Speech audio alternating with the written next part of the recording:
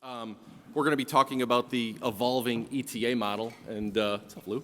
And I would say, just from this conference, and been coming to this conference for years, just the numbers, you can see how this has evolved over time, and what's happened in you know, Chicago and Northwestern have just done a terrific job embracing this model and building it up. So it's exciting to see the response and enthusiasm. So excited to kind of pop this panel off. What we'll do is we'll do some quick introductions. We got a couple of questions here, but would love to open it up to the group and get your questions, because I think that's more important than anything else. So I'll start. My name is Steve Groya. I'm with Aldine Capital here in Chicago. We're a lower middle market private equity firm. Just closed our third fund, which is $240 million, and we invest both mezzanine debt and equity. Been lucky enough to co-invest with a couple of the panelists here, so really like the model. I started out in private equity and investment banking. Went to Kellogg. I'm a 2001 grad now, that I think about it. Was an independent sponsor myself, and then got back into more of the traditional fund setting. So, you know, I think bring a couple different perspectives to the conversation. So excited to be here. I'm going to pass it down the line and let Dan kick off here, and we'll just go down the line with introductions.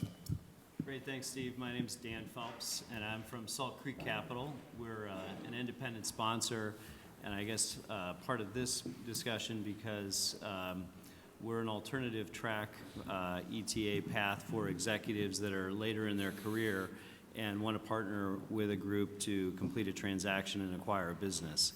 So we typically have a dozen or so executives that we're working with on the sourcing side, and we'll support them in diligence and transactional work, and then sponsor the deal post-close.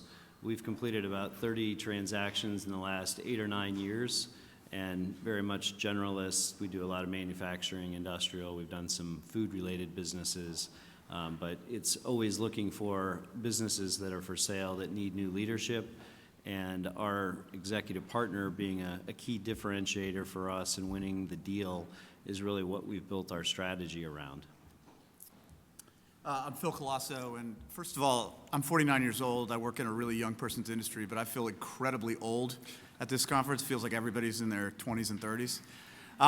So I'm a career investment banker, but I have a little bit of a unique hook to it. So I was a 98 Booth grad before it was Booth, and then was an investment banker, and then actually started my own investment bank with a few other people in 2001 called McCall Partners with the former CEO of Bank of America.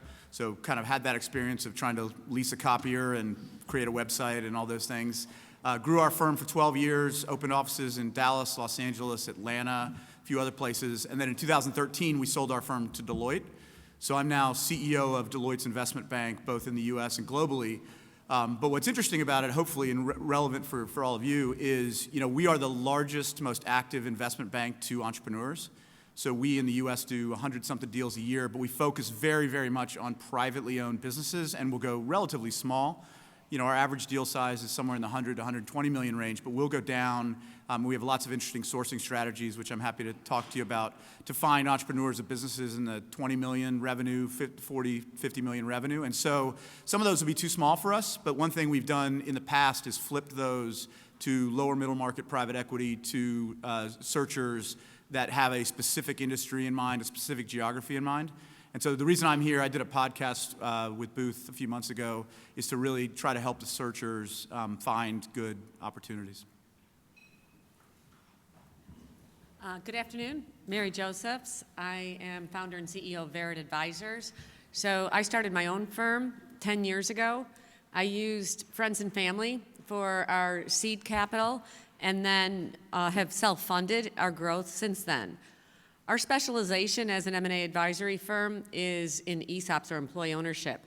And where we see an interesting intersection for ETA and employee ownership is threefold. One, in the search process, when you're talking to an entrepreneur, mentioning an ESOP as an alternative creates a conversation that's different than, I want to sell my baby, or you'd like to steal their baby.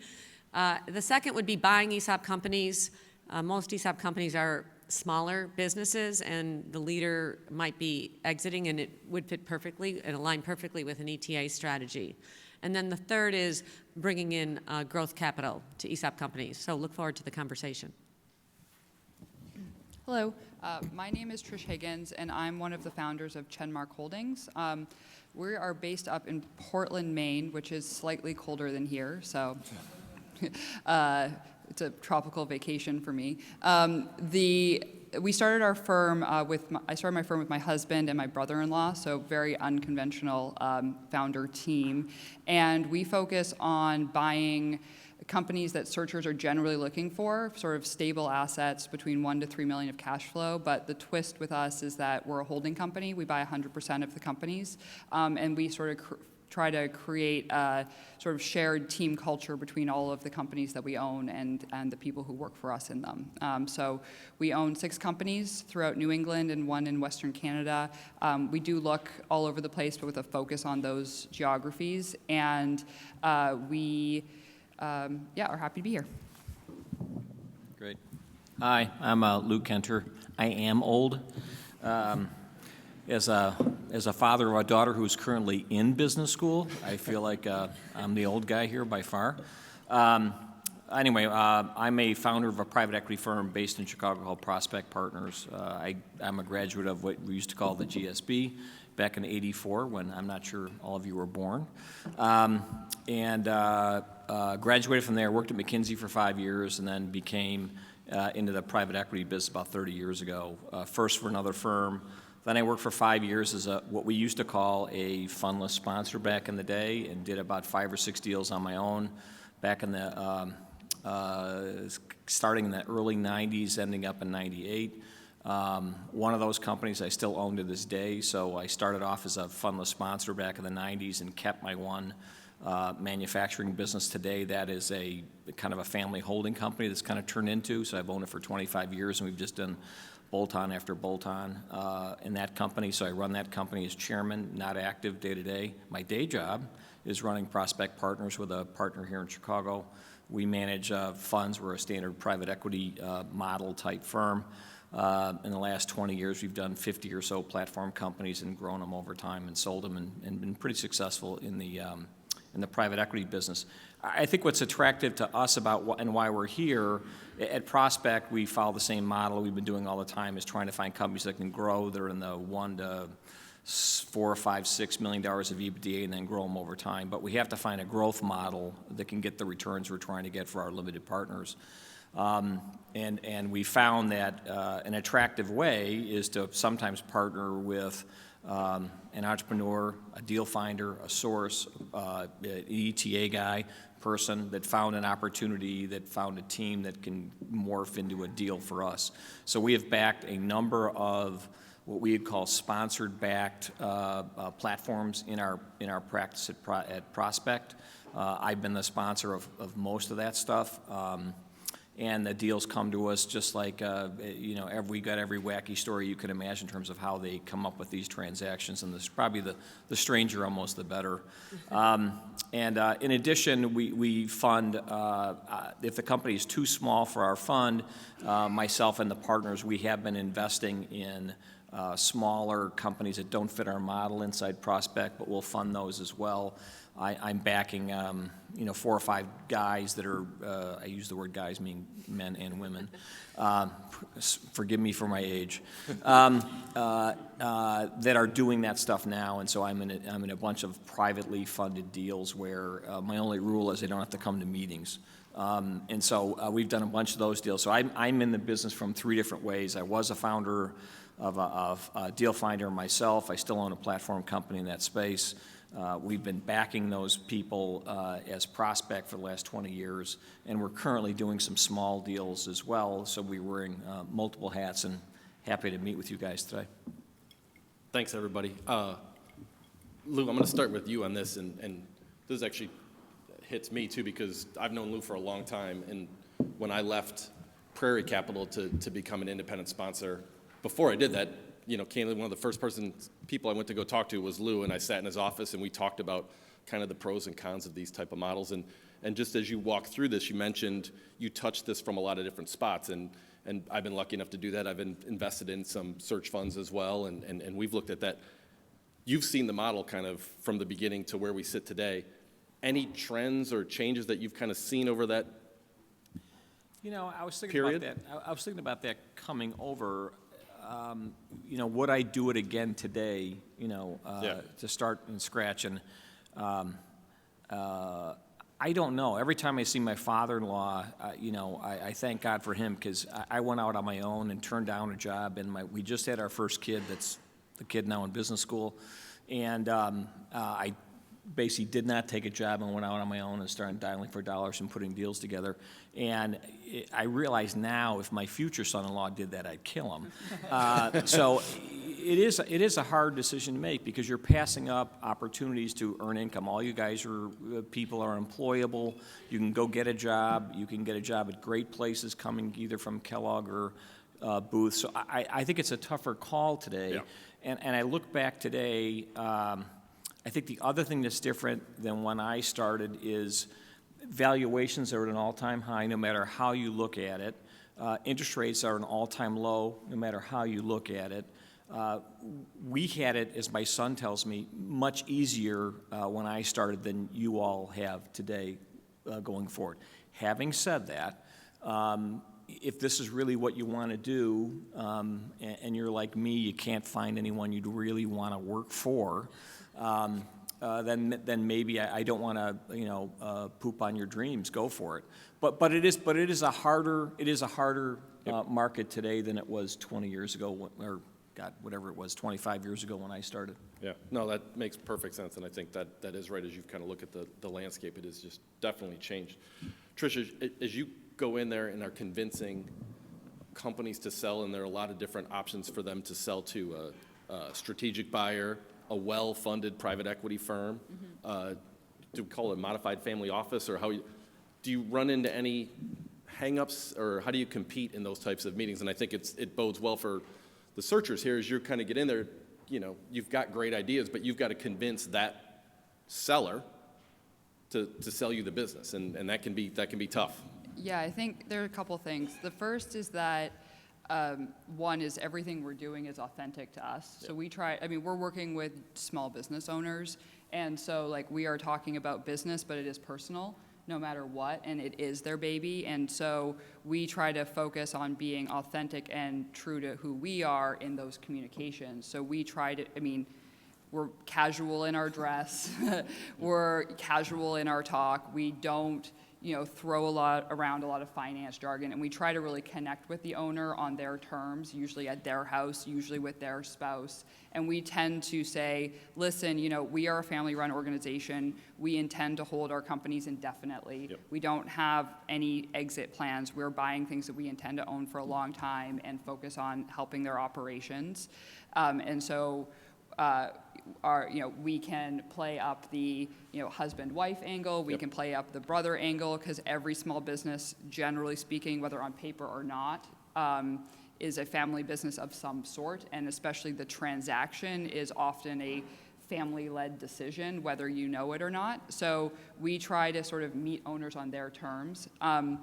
We do say we are pretty comfortable with what our value proposition is. One of our value propositions is not that we pay top price for our deals, and so we try to communicate that up front to say, this is who we are, this is what we think we can bring to the table. If you are looking for top dollar, we are probably not the best fit for you, and you should, we can help you find other people to talk to. And I think approaching it from that conversation, way, it's actually a good way for us to feed out people who are really just trying to sell their company and exit, and don't care, really. So actually, we view that as a good filtering mechanism. And we don't really need to buy a lot of companies to be successful in our model. It's maybe one a year.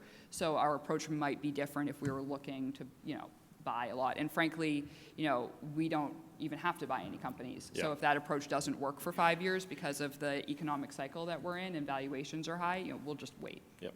And I think taking that a little step further, that authenticity is key for situations like this. Because think about the ETA program, right? The chances are you're going to go in, buy this company, but also run it. This is a founder-owned business probably. that dynamic and that relationship between seller and buyer is even more critical. If it's a big deal, we load it into one of our other ones, it's a bolt-on, not as big of a deal, but that relationship between buyer and seller. So as you're in there trying to convince that seller, that authenticity is going to be key, and which kind of brings my next question. And I'm going to go with Mary and Phil on this one. You're on the front end talking with business owners as they're starting to evaluate things. What tips or advice can we give folks to kind of position themselves as being a logical buyer and a potentially good buyer for the sellers that you work with, or people looking for liquidity options? I'm going to echo some of what Trish, thank you. That's a great question, and that's really important. The task seems somewhat daunting to be dialing for dollars and trying to be as efficient as possible and then try and have an intimate conversation. But never lose sight with a family business that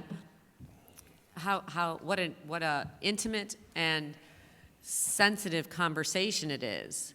They're nervous, they don't understand what you're trying to do, and they're probably approaching the conversation with distrust. So they have a pre-bias of not trusting you because you're trying to pull something over them. And the word private equity with some of these family businesses in communities like with what you're doing feel it has a taint of being untrustworthy. So understanding that and being compassionate about it, letting them tell their story and how they started the business, what they love about the business, and building your relationship, which takes time. And I'm looking at a bunch of people who are probably super efficient with their time.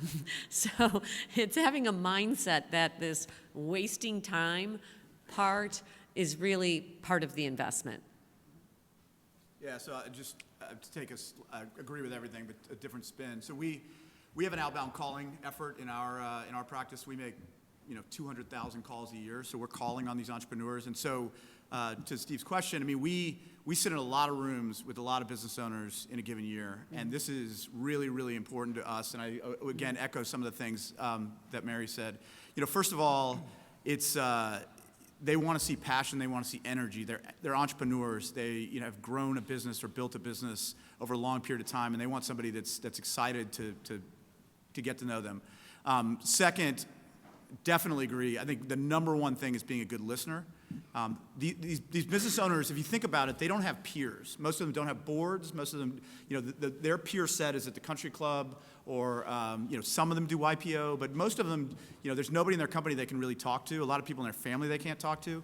So being somebody, you have great resumes, and being somebody that they can sort of just talk about their business and maybe talk, after the second or third conversation, some of the challenges they have.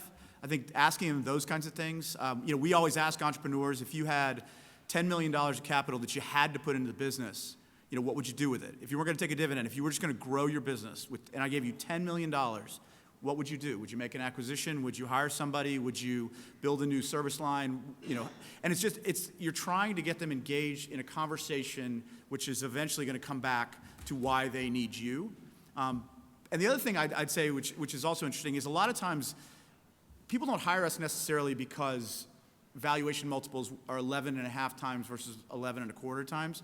People hire us, entrepreneurs hire us, because there's something in their life that has just happened and they are trying to figure it out. And it can be divorce, it can be a spouse gets sick, it can be they realize that a son or daughter is not capable of running the business when they thought they could. It could be tax rates, cap gains rates are going up. I mean, 2012 was probably our most active year because cap gains rates were going up and everyone was trying to get under the window. So it's, again, like Mary said, you have to figure out what drives these people, and that takes a couple of iterations. And the other thing I'd say, which is a totally different track, is the mistake we make, and I think the mistake a lot of searchers make, is once you think you're on something, you spend so much time on that you forget sort of the other portfolio, the other business development for us, the other opportunities. And entrepreneurs are quirky. I mean, I love working with them. I mean, I've done it for 22 years. But you could get all the way to the end, and they can decide because it's raining or because it's Wednesday or because your name ends in a vowel that they don't want to do a deal with you anymore. And it's frustrating for us. It's incredibly frustrating for you. And so I just encourage, I know there's only so many hours in a day, but don't get too beholden to one deal, and don't think you have it, because you don't have it until it's done. And I know that's not what anyone you want to hear, but we've been in a lot of deals, collectively done a lot of deals over the years, and we could all tell stories of that deal that we thought was done, and on the last minute of the last day, something happened and it didn't close. One other note on that too is when you're dealing with these sellers, many of them didn't go to fancy business schools.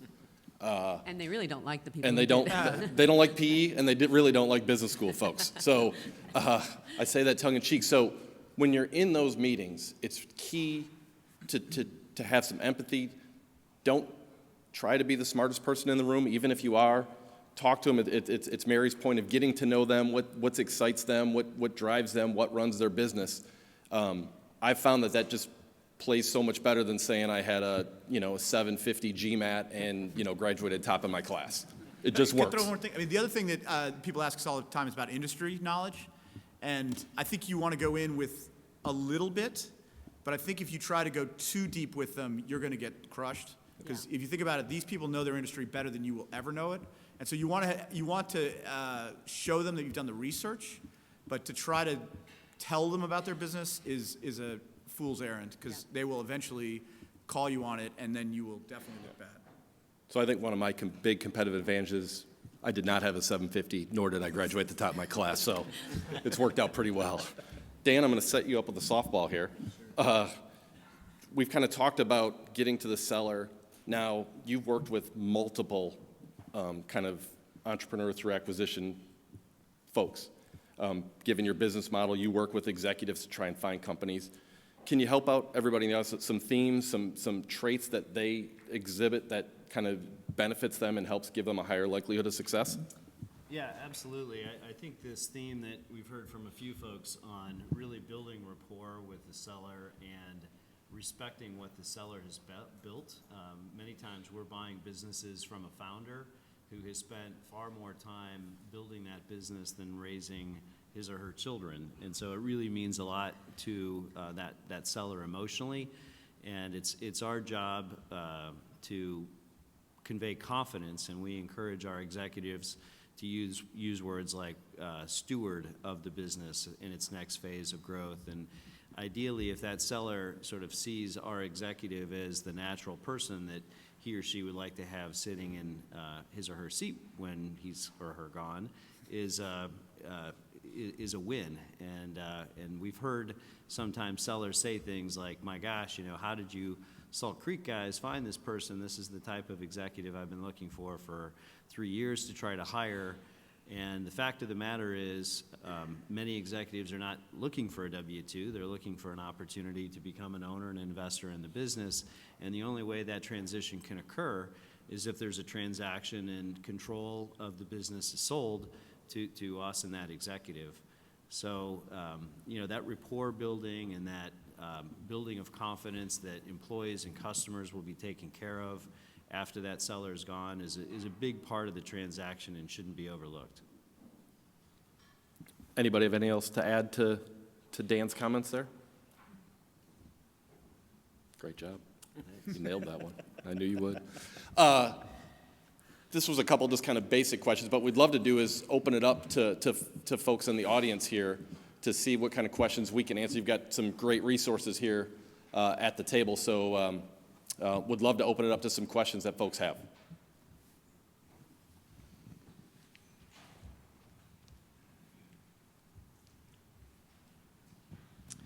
Question for Trisha Higgins from Chenmark. How did you fund the first transaction and then the second one? Yeah, so the goal of our model is to use, our metric is free cash flow. And so we're using the free cash flow from our operations to fund additional acquisitions. So for the first acquisition, we basically did a self-funded search, and then we invested our own and then some friends and family capital to fund the first one, and then since then have taken on no additional partners.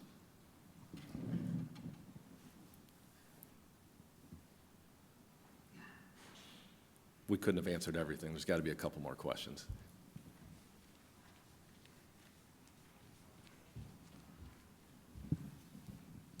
Hey, thanks for being here today.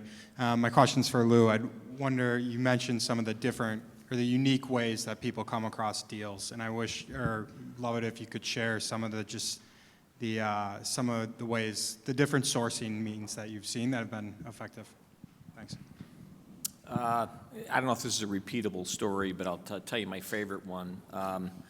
We're working with we would call him a fundless sponsor. I don't know if he calls himself an ETA, but a fundless sponsor gentleman who I have known for a long time. In fact, I convinced him not to take a job and go out and try and find a business. And after he left Harris Bank as a banker for a long time, he decided to go off and give it a year. And so I give him credit. He pulled the trigger. And he was out calling people left and right, couldn't find stuff he liked about. And he lives out in Naperville. For those of you not native Chicagoans, Naperville's about 20 miles west or so. And he's at his local cookout in his backyard, and he sees his neighbor, and he goes, "John, you look kind of down. What's happening?" He said, "Well, gosh, they're going to close down my division, and I'd like to buy it, but I don't have any money." And he says to Lee, "Well, Lee, what do you do?" He said, "Well, I help people buy their divisions." And the following Monday, they were in my office, and then we were meeting with, this turned out to be the franchisee of Culligan Water. We bought the franchisees out from Culligan, I think 6 years ago or something like that, and then used that as a platform to buy other Culligan franchisees over time. We finished with 43 franchisees. We're their largest franchise organization, and then we ended up getting out of that deal last October and made a great return. Lee made a lot of money, but his, how can you repeat that? He's out in his backyard cookout, and he knows a guy who knows a guy, and literally it was his next door neighbor. So I would say that's not obviously going to happen, but the best deal I ever sourced on my own was a deal where I used to be at McKinsey, and McKinsey colleague of mine said, "Hey, there's a guy that runs a bunch of businesses at R.R. Donnelley. You should just go have coffee with him. He's trying to figure out what he's going to go do with them." I met with him, and this time I'm 5 years out of business school, so I'm still a young person. And he said, "Hey, I've got these couple of businesses I want to sell. I'm getting forced to sell them. Would you help me, put a deal together and get it done?" And frankly, that's how I sourced the deal out of him. It was just like a lunch meeting. We talked about it, and he had a small business he was trying to get rid of, a carve-out out of a public company. And so I think you can find it anywhere. I think it does parallel the number of touches you make. I think someone talked about 200,000 phone calls. I mean, literally, the more touches you make, the more opportunities that will happen. Like if you find yourself sitting at your desk not talking to someone, that's a problem. You got to get on the phone and talk to a person, and then you got to figure out, you've left your message, then move on to the next one. I can't.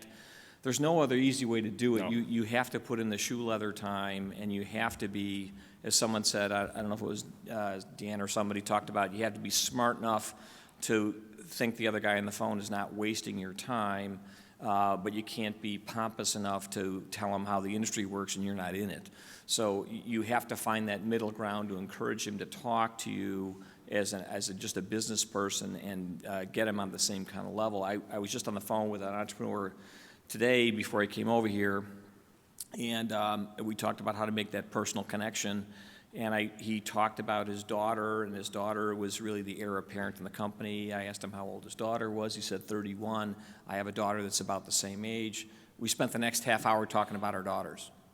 And then, the rest of the phone call talked about, okay, well, I'd love to come up to see you. Let's set a date in December. This is a company I frankly knew nothing about before I got on the phone with him. But talking to him, he's taking me to his website, what he does. I said, "Wow, Jim, we'd love to, buy your business or figure out a way to work."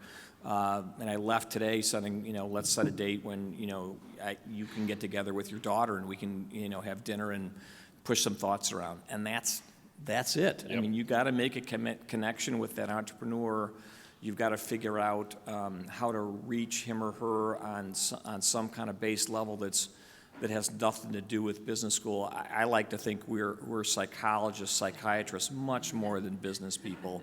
You're in that person's head trying to figure out what is going on, and there's a lot of push buttons you want to stay away from. I mean, I don't talk about politics, religion, or money when I'm talking to these people, but inevitably the conversation turns to politics, religion, or money.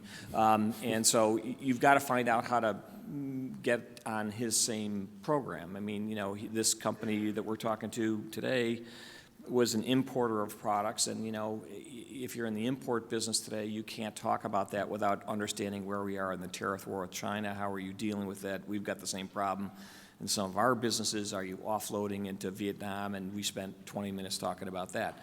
And frankly, I just had to get off the phone to come over here. Otherwise, I would have still been on the phone with them. And I think that's where you've got to develop that shtick, no matter what you want to call it, where you can do that. And I do think you learn your own style, because my style may be different than other people's style. You just figure out what works for you, and then keep polishing that rock, getting that style better and better, and to the point where you can meet someone who you don't know anything about his business, but you can find some common ground to chat about in terms of whatever his business may be, if he's in manufacturing or service or IT or healthcare or whatever it is. And then I think, again, I don't know if Steve said it, the number one piece of advice I would give you is you have to be fast on your feet to leave a situation that is not going to work for you. So you have to be having 10 things that you think could be deals, not 1, 10, and maybe if you could do 50, I'd do 50. Because the likelihood of 49 dying is very high. Yeah. So you got to have 50 things you're working on at all times. And frankly, it's not worth your time to go into let me understand how you run your payroll or some other issues. You can hire people to figure that out later. You're much better off on the lead. Think of yourself as, I hate to say it, like an expensive salesperson. You're trying to get that sale made, and when the person says, yes, I'd like to talk more, hang up the phone. You're done. You've accomplished what you're trying to do. Yep. Don't keep, let me go into your 401k program or something like that. I mean, and you will find, and I've been with searchers before, and they're going into the minutia, and I said, time out. We'll get an accounting firm in here to figure out what the 401k is. Where is the seller's head is at with you? Does he want to sell to you? I think that's, and you've got to have your radar up on, is this guy or this person just looking for highest offer, or is he someone that you could work with? One of the things I often ask sellers, let's assume you're going to pull your document together to sell yourself, and you're going to hire Deloitte to go put out the book. Are you going to talk to direct competitors? Because if you are, you're not my guy. Because I don't want to be the guy that outbids the direct competitors that are looking at that company. And you, Mr. Seller, have to figure out, you're in charge of that company. You have to figure out if you want to engage your competition to look at your book, because it's going to show up on every guy's desk in that competitor. I don't care what the CA says. Everyone's going to have it. So and there are plenty of people that said, I want to send the book out to 1,300 of my best friends. Using my investment bank. If that's what you're going to do, that's probably not something that we would want to pursue. If you frankly don't care if the plant gets vaporized over the next day, or you don't care, you want to flip the keys and roll, that's probably not our cup of tea. I'm not saying it couldn't be sold. It could be sold to anybody else, but it's probably not going to be something we're going to want to work on. So a lot of it is using your internal head and going down your checklist. Is this something I want to spend time on? And you can't always know that when you get on the phone. You have to get the information you need out of it and figure out, is this something I want to pursue? And the last thing I'll say is these processes are not fast. Frankly, it's in your incentive to have this take 2 years. Now, why? Because it's just like you're dating someone. You can't just date somebody in a week and say, okay, let's get married. It's not going to happen. You have to spend lots of times, lots of meetings, lots of dinners, some of them wasted, and figure out if you're on the same page. I mean, and frankly, the tricky thing is, at some point, you may be chasing down a dark alley. There is no there. But that's the thing you have to figure out in your own head, is in your own style, where you draw that line and where you stop pursuing, if that makes sense. There's one back there and then one up here. Sorry, 1 second. Okay, no worries. We'll get you next. Thank you for your experience, and I think one of the challenges for a lot of us in the room is that we're coming in on our first transaction, and we need to lean heavily on the experience of folks like you. And one of the challenges that I'm currently facing is the tension between finding the best possible deal, making money when you buy, and honoring and celebrating the work that the owner has done. So a lot of these owners that have these inflated expectations on what they're going to get for their business. And I'm working with actually more than one owner right now trying to figure that out. So I wonder if you guys could speak into that tension between trying to find the absolute best deal, which will get the greatest return for yourself and your investors, and honoring the effort and the value that owner has put into that business. Thanks. Yeah, a few things. First of all, the song is "If you can't be with the one you love the one you're with." That's a good one. But first of all, I think there's certainly a lot of structural things you can do in a deal, whether it's earnouts, whether it's seller notes, whether it's some sort of performance payments, that can help a seller feel like they got full price, but sort of protect you as the buyer. Such that things have to work out. If they don't work, things don't happen the way the seller says they're going to happen. So I think there's certainly structural, and I'm sure you know that. But that's a lot of times that's when we're trying to bridge a gap between seller expectations and buyer valuation. A lot of times structure, especially with earnouts or performance payments, is the way that you're asking the entrepreneur effectively to put his or her money where their mouth is, and some don't take that well, and some do. And it's, then the good news is you don't necessarily come off as looking like the bad person. You're asking them to share the risk with you, and some will and some won't. The other thing is I think a lot of entrepreneurs don't really understand exactly the way this works. I have this story, which I told on the podcast, which I love, is we had a business owner in Salt Lake City, Utah. She wanted to sell her business. It was healthcare training. Wanted to sell her business so she could go retire in Alaska with her family. And when we talked, she said, the number one thing that matters to me is valuation. But the second thing is we have this amazing Christmas party where we charter a plane, we fly all of our employees to Vegas for 4 days. It's, everyone, it's all expenses paid. We give money to the employees. The least anyone walks away with is $1,000. And, it's really important that any buyer of any magnitude is going to have to honor this Christmas party. And we were only going to private equity groups. So it is tantamount, second to valuation, is they have to honor this Christmas party in perpetuity. And we said, okay. So I said to her, okay, well, so tell me about that. We kind of took a few steps, but how much does that cost you a year? Well, it's about $100,000 that we spent on this Christmas party. I said, okay. We're valuing your business. We're going to be your advisor, but we think the market's going to value your business at 10 times EBITDA. So I'm in the business of delivering you options, and option one is I could probably get a private equity group to not guarantee, but sort of sign up for that for a couple of years. Or we can add that back and let the chips fall where they may and get you an extra $1 million. What's more important to you? And my goal wasn't necessarily for her to give one answer or the other, but she ended up saying, I'll take the $1 million. So I have one better than that. We're working with a client selling his business, and I kid you not, the most important thing to him was whether or not he could keep his chase points. But that echoes what you've been saying in trying to get to know the psychology of the particular entrepreneur. And a really fun thing about it is how excitingly different it is. There was another question over here. I think we're. Go ahead. It's coming. He's coming. Two questions in one. One is I'm fairly new to the model, and I'd like to know what has your experience been dealing with in sourcing through business brokers, one. And two is in regards to small operators, or small hotel operators. Have you had any experience acquiring those type of businesses? Not necessarily the big chains, but small franchisees that are operating different hospitality companies. You want to take the business broker one? We deal with business brokers all the time, so we go to their meetings. We spend an awful lot of time talking to them, so we use them a lot to either source opportunities for us, discuss opportunities. They're very helpful in finding add-on acquisitions for us, because the add-on model that we follow in a lot of our businesses, they're pretty small companies, and they can't afford hiring a real investment bank, so they're kind of stuck. You know, if I've got a $5 million revenue business making $1 million, you know, where does that individual go? It typically goes through a business broker, and they find their way to us. So we value that community very highly and deal a lot with them all the time. Dan, you want to, because I know you guys deal in there too a lot, don't you? Yeah, we Yep. haven't done, we definitely would encourage you to talk to as many business brokers as you can. I think the idea is generate as much deal flow as you possibly can as quickly as you can.